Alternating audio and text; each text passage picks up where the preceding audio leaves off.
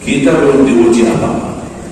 Nabi Muhammad ketika turunnya perintah salat dan dia melaksanakan salat di depan Ka'bah, ada orang kufar Quraisy membawa kotoran unta, buang kotoran unta di atas kepalanya saat Nabi Muhammad sujud.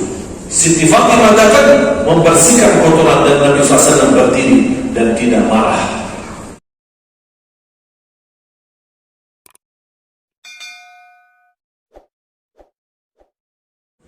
Tapi ada satu cerita.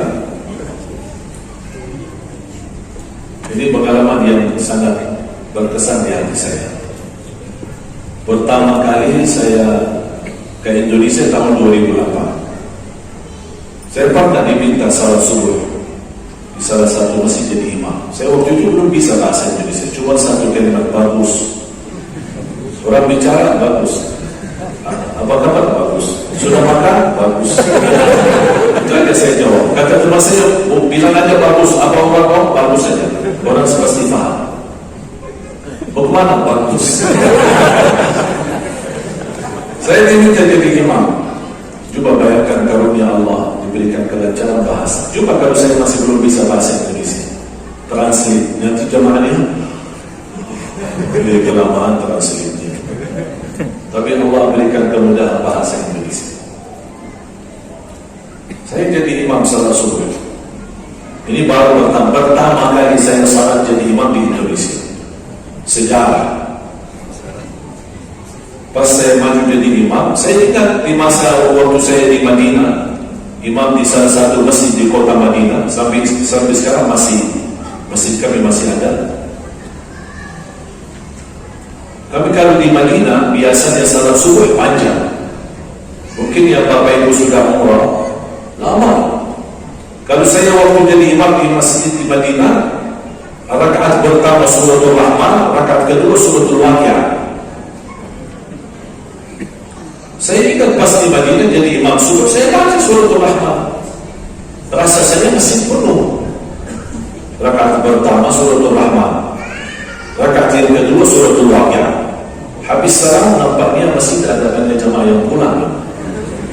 Sampai tadi masih katanya full ya, kok sekarang jadi separuh. Rasanya belum jemaah siap untuk panjang.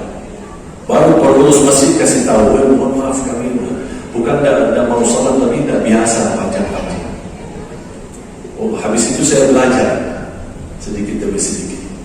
Oh, kalau itu bisa tidak bisa panjang-panjang, tidak bisa lama-lama. Kalau belum bisa dibagi dua, terima kasih.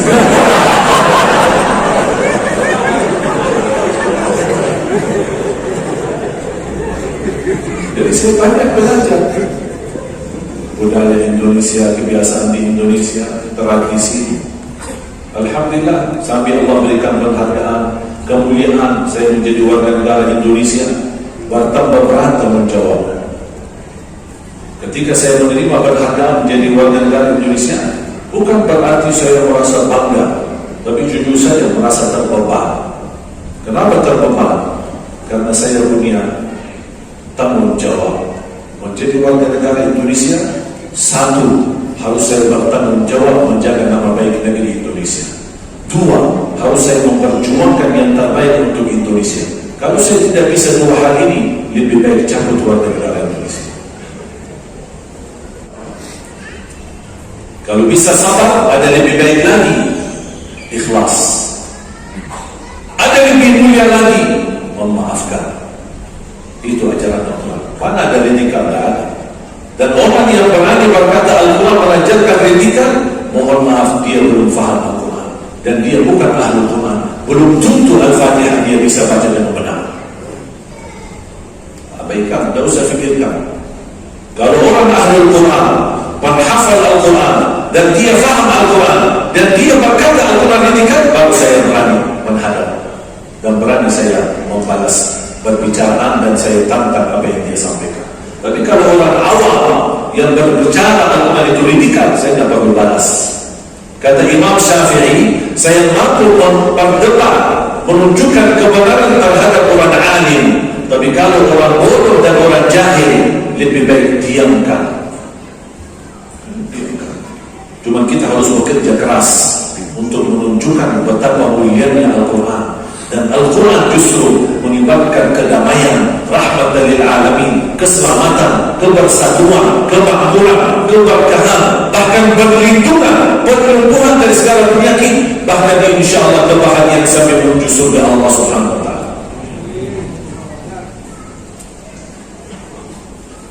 Dan salah satu karunia Allah untuk negeri kita Indonesia, alhamdulillah, masih di negeri kita bebas untuk memberikan kesempatan, manfaatkan kemudahan, manfaatkan keterbukaan di negeri kita Indonesia untuk menyebarkan kebenaran termasuk Al-Quran. Orang munafik, orang yang membawa kebatilan, musuh Islam, musuh Al-Quran, musuh dakwah, mereka bekerja keras, mereka menghabiskan tenaga, menghabiskan waktu, menghabiskan harta untuk menghancurkan Islam dan umat Islam. Kita tidak boleh kalah dengan perjuangan mereka. Mereka di atas kebatilan mereka berani. Masa kita di atas kebenaran kita malu? Kita juga harus berani. Tapi niat kita beda sama niat mereka. Kalau mereka bekerja keras untuk menghancurkan Islam dan umat Islam, kita juga bekerja keras, menghabiskan waktu, menghabiskan tenaga, menghabiskan harta, menghabiskan wakaf kita untuk membangkitkan Al-Quran. Tapi kita tidak ada niat menghancurkan mereka. Itu kelebihan Islam. Islam tidak ada musuh sama siapa-siapa. Islam tidak memusuhi. Biarpun dimusuhi, kita tidak membalas permusuhan. Kita balas dengan akhlak Nabi Muhammad sallallahu alaihi wasallam yang rahmatan lil alamin. Itu yang kita terangkan.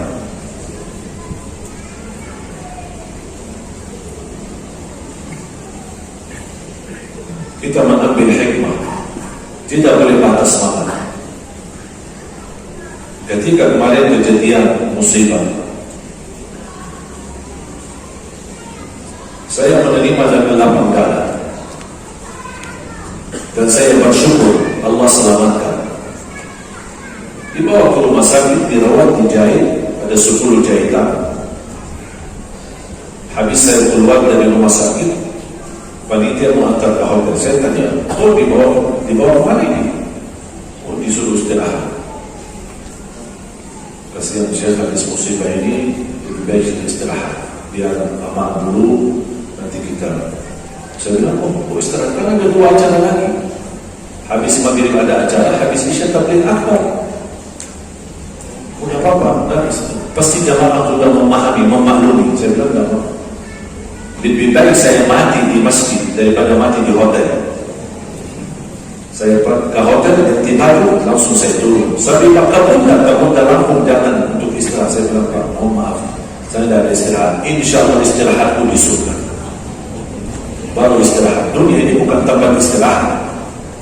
Dunia ini tempat perjuangan. Laqad khalaqnal insana fi kabad. Kami ciptakan manusia dalam kelemahan dan kecapean, terus bekerja, terus beribadah, dan tidak boleh patah semangat. Sedikit dikasih ujian langsung patah semangat, protes, marah, tidak terima takdir. Sekarang saya tanya Bapak Ibu, pernah gak seumur hidup Bapak Ibu sampai hari ini, kalau kita lagi salat di masjid atau di rumah atau di musala, pernah gak kejadian ada orang datang membawa kotoran sapi dan dia buat di atas kepala kita? Pernah gak terjadi? Pernah? Belum pernah sampai hari ini. Berarti mohon maaf, selama ini kita belum diuji. Kita belum diuji apa-apa. Nabi Muhammad ketika turunnya perintah salat dan dia melaksanakan salat di depan Ka'bah, ada orang kufar Quraisy membawa kotoran unta, buang kotoran unta di atas kepalanya saat Nabi Muhammad sujud. Siti Fatimah datang membersihkan kotoran dan Nabi SAW berdiri dan tidak marah. Bahkan Rasul mengangkat doa, Allahumma hdi qaumi fa innahum la ya'lamun. Ya Allah, beri hidayah kepada kaumku karena mereka belum tahu. Itu Nabi Muhammad. Urusan pribadi tidak pernah marah, tidak pernah sakit hati, tidak pernah tersinggung. Diapain? Difitnah, dicaci maki, sampai difitnah istrinya, diusir, diancam mau dibunuh, sahabatnya pun dibunuh, disiksa, patah giginya di perang Uhud, luka kepalanya, dinimpal sama keluarga Taif tidak terima dakwah, barangkali keluarga At-Taif. Rasul jalan sampai At-Taif, dekat dari Makkah, sampai ke Taif.